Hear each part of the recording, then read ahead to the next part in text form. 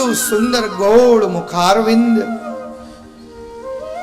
માથા ઉપર એક નાનકડી સરસ મજાની અંબોડી, મંદ મંદ હાસ્ય કરી રહ્યા છે પ્રભુ. અને આ વિંધ્યાવલીએ જ્યારે ભગવાન વામનજીની મૂર્તિના દર્શન કર્યા ને ત્યારે એણે આજ પોતાના હૃદયમાંથી ગવાઈ ગયું છે, કેટલી સુંદર તમારી મૂર્તિ છે, એટલી સુંદર તમારી મૂર્તિ છે કે આ મૂર્તિ કાયમને માટે મારા મનમાં વાસ કરે, આ મૂર્તિ કાયમને માટે મારા મનમાં વાસ કરે. વામનજીની મૂર્તિ મારા મનમાં વસી રે, વામનજીની મૂર્તિ મારા મનમાં વસી રે, મનમાં વસી રે, મારા હૈયે વસી રે, મનમાં વસી રે, મારા હૈયે વસી રે, મનમાં વસી રે, મારા હૈયે વસી રે, મનમાં વસી રે, મારા હૈયે વસી રે.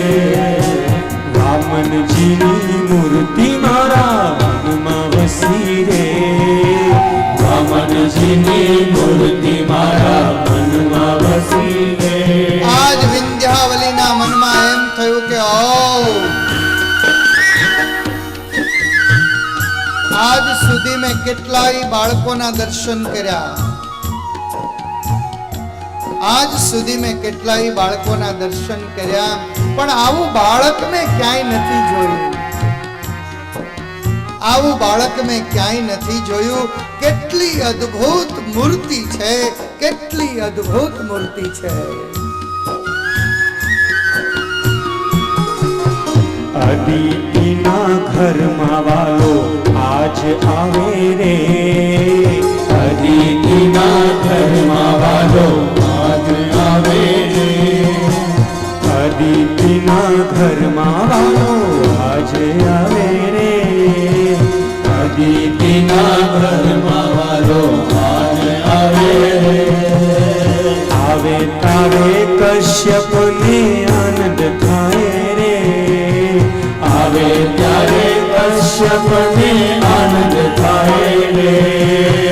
વામનજીની મૂર્તિ મારા મનમાં વસી રે, વામનજીની મૂર્તિ મારા મનમાં વસી રે, મનમાં વસી રે, મારા હૈયે હસી રે, મનમાં વસી રે, મારા હૈયે વસી રે, મનમાં વસી રે, મારા હૈયે હસી રે, મનમાં વસી રે, મારા હૈયે વસી રે. વામનજીની મૂર્તિ મારા મનમાં વસી રે, વામનજીની મૂર્તિ મારા મનમાં વસી રે, વામનજીની મૂર્તિ મારા મનમાં વસી રે, વામનજીની મૂર્તિ મારા મનમાં વસી રે. આજ વિંધ્યાવલીના મનમાં એમ થયું કે આવો દીકરો મને હોય તો. એક નાનકડા વામનજીને જોઈ અને વિંધ્યાવલી રાક્ષસ કુળમાં હતી, દૈત્ય કુળમાં હતી, બલિ મહારાજના પત્ની હતા, પણ એના મનમાં એમ થયું કે આવો દીકરો મને હોય તો. આવો એને હૃદયમાં ભાવ થયો છે. આજ મહારાજ બલિએ વામનજીને પ્રણામ કર્યા છે, કહ્યું છે કે મહારાજ મારા આંગણે પધાર્યા છો, પવિત્ર બ્રાહ્મણ દેખાઈ રહ્યા છો, કંઈક માગો. આપ જેવા સંતો અને બ્રાહ્મણોના આશીર્વાદથી અમે બહુ સુખી છીએ, કંઈક માગો. વામનજી મનોમન હસી રહ્યા છે અને હસતા હસતા મનમાં વિચારે છે કે બેટા માગવા હાટું તો આવ્યો છું, હું અહીંયા આવ્યો છું, માગવા હાટું તો આવ્યો છું. ધીમે રહીને વામનજીએ જ્યારે આમ બલિની સામે જોયું ને ત્યારે મહારાજ બલિએ કહ્યું કે હે પ્રભુ, તમે જે કહેશો, યહ રાજ, યહ ભુવન, યહ સંપત્તિ, આપ કહો ને તો મારું સુખ, મારું વૈભવ, અને આપ જો કહેતા હો ને તો મારી કન્યાઓ પણ તમારી સાથે પરણાવવા તૈયાર છે. વામનજી મનોમન કહે છે કે બેટા ધીરો ખમ, હમણાં બધું જ માગી લઈશ. આજ વામનજી ધીમે રહી અને કહ્યું છે કે હે બલિ મહારાજ, મેં આજ સુધી તમારું નામ સાંભળ્યું હતું, પણ મને યાદ આવે છે કે તમારા જે દાદાના દાદા હતા ને એ વિરોચન બહુ ઉદાર હતા. તમારા દાદા પ્રહલાદજી બહુ મોટા ભગવાનના ભક્ત હતા. તમારા પરદાદા હિરણ્યકશિપુ બહુ જ શક્તિશાળી હતા. એટલે બલિ કહે છે તમને ખબર છે મારા દાદાનું નામ? ભગવાન કહે છે તારા દાદા નહીં, તારા દાદા ને એના દાદા ને એના દાદા ને એનો દાદો હું છું. ખબર નહીં ક્યાં કેસ? અરે મને તો એવું લાગી રહ્યું હતું કે તમે તો નાના છો, તમને શું ખબર હોય એમ. આજ વામનજી કહે છે કે બલિ અમે તો બ્રાહ્મણ છીએ, યજમાનના ઘરે જઈએ તો યજમાનના નામ ઠામ તો અમને ખબર હોય જ ને. આજ વામનજીએ બલિ મહારાજની પાસે બલિના કુળની પ્રશંસા કરી છે અને અંત્ય કહ્યું છે કે ભાઈ હું આજ તારી પાસે કંઈક લેવા આવ્યો છું. અને એ વખતે બલિએ એમ કહ્યું છે કે તમે લેવા નહીં, તમે આજ જે કહો એ મારે તમને આપી દેવું છે. શું આપીશો? અરે મહારાજ તમે માગો એ આપીશું. જો બલિ, હું એક નાનકડા કોઈ ગ્રહસ્થના ઘરની બહાર એક ઓટલા ઉપર બેસી અને હું સંધ્યાનું વંદન કરતો હતો. અને જેવો સાંજનું ટાણું થયું ને ત્યાં પેલો ઘરધણી આવ્યો, મને કહે છે કે એ ઊભો થા, ઊભો થા, અહીંથી ભાગ. એટલે મને એવો વિચાર આવ્યો કે આપણે પોતાની ક્યાંક નાનકડી જગ્યા હોય ને તો આપણે ત્યાં બેસીને યજ્ઞ કરાય, આપણે ત્યાં બેસીને હવન કરાય, આપણે ત્યાં બેસીને સંધ્યા વંદન કરાય. એટલે આજ હું તારી પાસે થોડીક જમીન માગવા આવ્યો છું. અરે મહારાજ, આજ સુધી મારા આંગણે જે કોઈ માગવા આવ્યો છે ને એને મેં ક્યારેય ખાલી હાથે નથી જવા દીધો. અને મહારાજ મારું એક એવું વ્રત છે કે એકવાર મારી પાસેથી જે માગી જાય છે ને એને દુનિયામાં બીજા કોઈ પાસે હાથ લાંબો નથી કરવો પડતો. માગો. આજ બલિ મહારાજની સામે જોઈને વામનજીએ કહ્યું કે બલિ, આપવું હોય તો 3 ડગલા પૃથ્વી આપ. બસ. મને એવું લાગે છે કે બહુ નાના છે ને. અત્યારે આ વામનજીને માગવાનું કે શું માગે? ચોકલેટ માગે. આજ બલિ મહારાજ કહે છે કે બહુ નાના છો ને એટલે તમને માગતા નથી આવડતું. મહારાજ 3 ડગલા જમીન તમે માગો એમાં શું થાય એમ? તો કે બસ હું તો બ્રાહ્મણ છું, સંતોષી છું, 3 ડગલા જમીન જોઈએ છે. બલિ અને વામનજીની વચ્ચે આ સંવાદ ચાલી રહ્યો છે. અંદર શુક્રાચાર્યજી યજ્ઞમાં રાહ જોઈ રહ્યા છે. કહ્યું છે કે જાઓ બલિ મહારાજને બોલાવો. એક બ્રાહ્મણે આવીને બલિ મહારાજને કહ્યું કે ચાલો ચાલો, અંદર યજ્ઞ ચાલુ થઈ ગયો છે, ગુરુ તમને બોલાવે છે. તો કે ગુરુને અહીં બોલાવો, બીજા ગુરુ આવ્યા છે. શુક્રાચાર્યજી આવ્યા છે, બરોબર ઊભા રહ્યા છે. અહીંયા બલિ અને વામનજીની વચ્ચે સંવાદ ચાલી રહ્યો છે. નાનકડા વામનજી બ્રાહ્મણના સ્વરૂપે કહી રહ્યા છે કે બસ મારે તો 3 ડગલા જ જોઈએ છે. સંતોષ એવ પુરુષસ્ય પરમ નિધાનમ. માણસને ક્યારેય કોઈ વાતનો સંતોષ ન હોય, પણ હું તો વામનજી છું, મને તો કાયમ સંતોષ જ હોય છે, વધારે મારે નથી જોતું. શુક્રાચાર્યજી વિચાર કરે કે એક બ્રાહ્મણ અને એક સાધુ, તમે એને 11 રૂપિયાની દક્ષિણા આપો ને રાજી થાય આવું બને? અમે રાજી ન થાય. અમારે જોડીમાં તો વધારે ને વધારે જોતું જ હોય. આજ શુક્રાચાર્યજી વિચાર કરે કે માનો કે ન માનો, 3 ડગલા જમીનમાં રાજી થનારો આ કોઈ બ્રાહ્મણના સ્વરૂપે આવેલો નારાયણ જ હોવો જોઈએ. શુક્રાચાર્યજી આંખ બંધ કરી. શુક્રાચાર્યજી સમાધિમાં જોયું કે માનો યા ન માનો, આ કોઈ નાનકડું બાળક નથી, સ્વયં ભગવાન પધાર્યા છે. આ બાજુ વામનજીએ જ્યારે બલિને કહ્યું ચાલ બલિ જલ્દી કર, મુહૂર્ત વહી જાય છે, તારે જે દેવાનો સંકલ્પ હોય સંકલ્પ કર. બલિ કહે છે સંકલ્પ કર્યો, તમને 3 ડગલા પૃથ્વી દીધી, ચાલ તો જલ્દીથી પાણી લઈને તારા ગુરુને કે જલ્દીથી મંત્ર બોલે. અને આ બાજુ જ્યારે શુક્રાચાર્યજી આંખ ખોલી અને બલિએ કહ્યું કે ગુરુદેવ લાવો હાથમાં પાણી આપો. શુક્રાચાર્ય કહે છે હું નો આપું. ભગવાન સ્વામિનારાયણ કહેતા કે કોઈક આપતો હોય ને તો એને જોઈ અને આપણે રાજી થવું. કોઈક આંગળી ચીંધીને પુણ્ય મળતું હોય તો પુણ્યને મેળવી લેવું. પણ આજ શુક્રાચાર્યજીએ ના પાડી છે.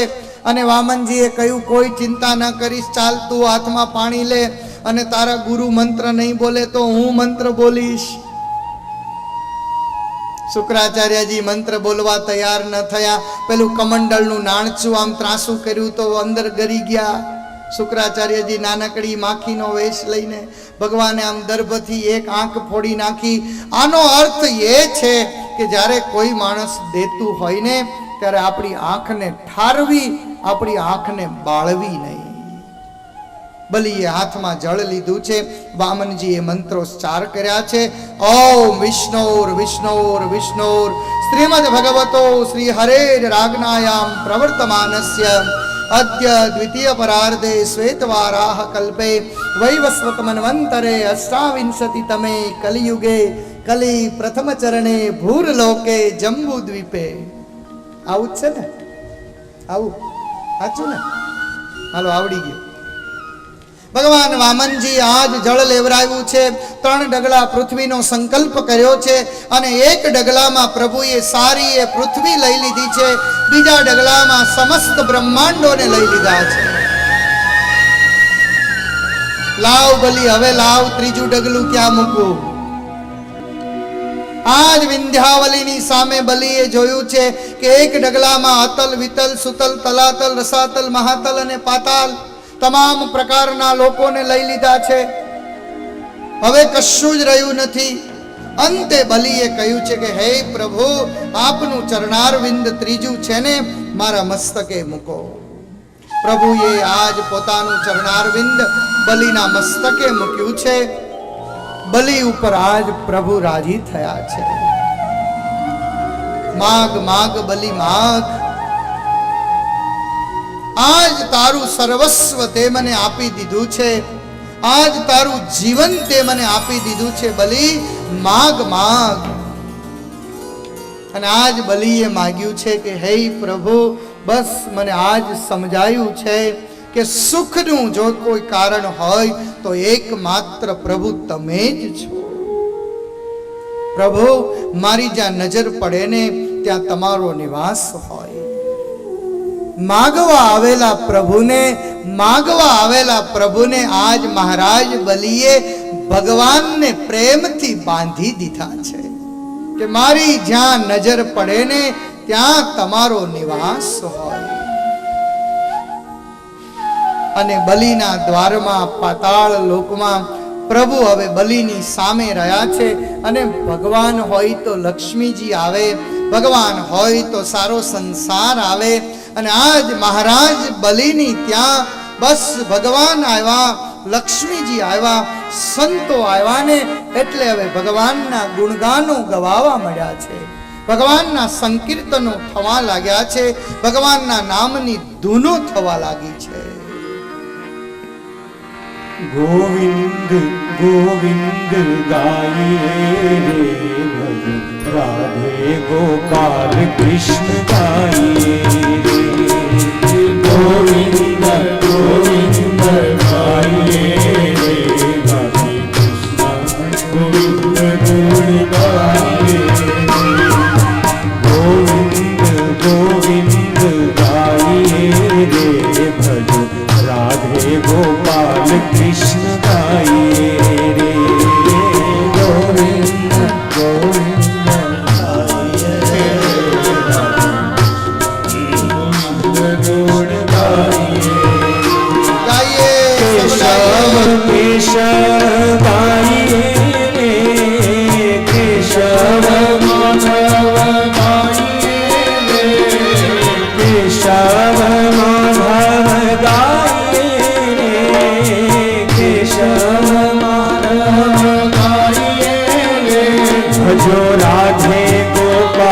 કૃષ્ણ ગાઈએ ભજો રાધે ગોપાલ કૃષ્ણ ગાઈએ હાલો, મારા રામ આવવાના છે. ગાઈએ રે ભજો રાધે ગોપાલ કૃષ્ણ ગાઈએ ગોવિંદ ગોવિંદ ગાઈએ રાધે કૃષ્ણ ગોવિંદ ગોવિંદ ગાઈએ મુરલી વાળા રે કનૈયા મુરલી વાળા રે કનૈયા મુરલી વાળા રે કનૈયા મુરલી વાળા આપણે મુરલી થોડી વારમાં કનૈયા મુરલી વાળા રે મુરલી વાળા રે હવે રામ પધારવાના છે અને જ્યારે રામ પધારવાના હોય ત્યારે આપણું મોઢું બંધ હોય. રામ પધારવાના હોય ત્યારે આપણા હાથ એમનેમ બંધ હોય. કોનું મોઢું બંધ હોય રામ આવે ત્યારે ખબર છે? રામ આવે ત્યારે કોના હાથ બંધ હોય? એ લંકામાં રહેતા હોય ને એનું મોઢું બંધ હોય, એના હાથ બંધ હોય. આપણે તો કેશોદમાં રહીએ છીએ, આપણે તો છગનભાઈના આંગણે આવ્યા છીએ, આપણે તો મ્યાત્રા અને જલુ પરિવારના આંગણે આવ્યા છીએ અને આજ મારો મર્યાદા પુરુષોત્તમ રામ પધારવાનો છે. આઈએ રામના નામને આજ સાર્થક કરીએ, આઈએ આજ પ્રભુના નામમાં સૌ ઝૂમી ઉઠીએ. હજી વાર છે.